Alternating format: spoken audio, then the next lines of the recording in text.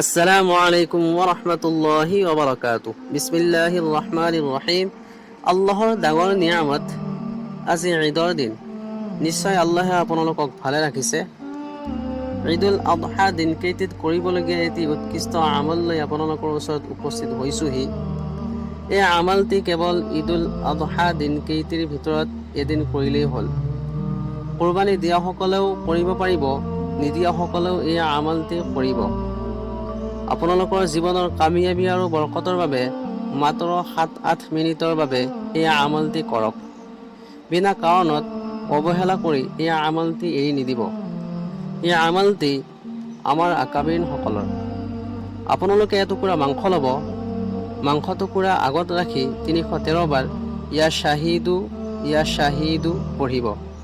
প্ৰথমত আৰু শেষত 3 বাৰকৈ দৰুদ শৰীফ পঢ়িব।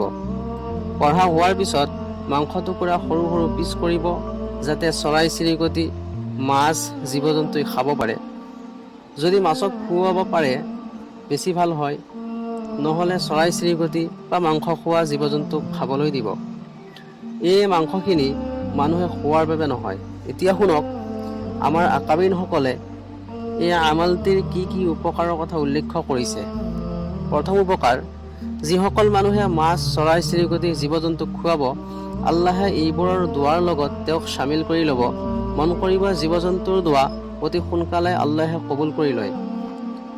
2 নম্বৰ উপকাৰ, যিসকলে জীৱ জন্তুক খুৱাব, আল্লাহে এনেকুৱা বালা মুচিবতৰ পৰা বচাব। ধৰি লোৱা কেঞ্চাৰৰ কাৰণে দেহৰ অংগ কাটিব লাগে, আল্লাহে তাৰ পৰা বচাব।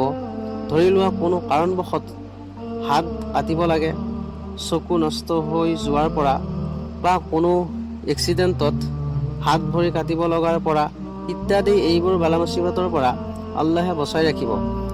3 নম্বৰ উপকাৰ, কোনো বেমাৰ বা কষ্টৰ নিয়ত লৈ আমলটি কৰিলে আল্লাহে তেওঁৰ সেই বেমাৰ বা কষ্ট দূৰ কৰি দিব।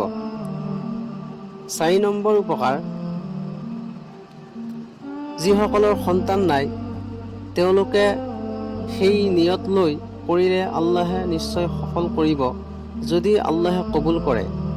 5 নম্বৰ উপকাৰ, আপোনালোকে যিমান ডাঙৰ মাংসৰ টুকুৰা লৈ এই আমলটি কৰিব, সিমান ডাঙৰ সোণৰ টুকুৰা আল্লাহে দান কৰিব।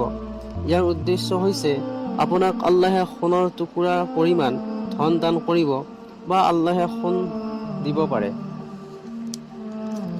6 নম্বৰ উপকাৰ, যিসকলে আহিবলগীয়া বংশ পৰিয়ালৰ জীৱনৰ উন্নতি আৰু ভালাইৰ নিয়ত লৈ পঢ়িব, আল্লাহে তেওঁলোকৰ বংশ পৰিয়ালৰ পৰা ফকিৰি গৰিবী দূৰ কৰি দিব, উন্নতিৰ ৰাস্তা খুলি দিব। এই আমলটি কুৰবানী 3 দিনৰ ভিতৰত কৰিব। পুনৰ লগ পোৱাৰ আশাৰে আজিলৈ এৰিছোঁ। আসসালামু আলাইকুম ওয়া ৰাহমাতুল্লাহি ওয়া বাৰাকাতুহু।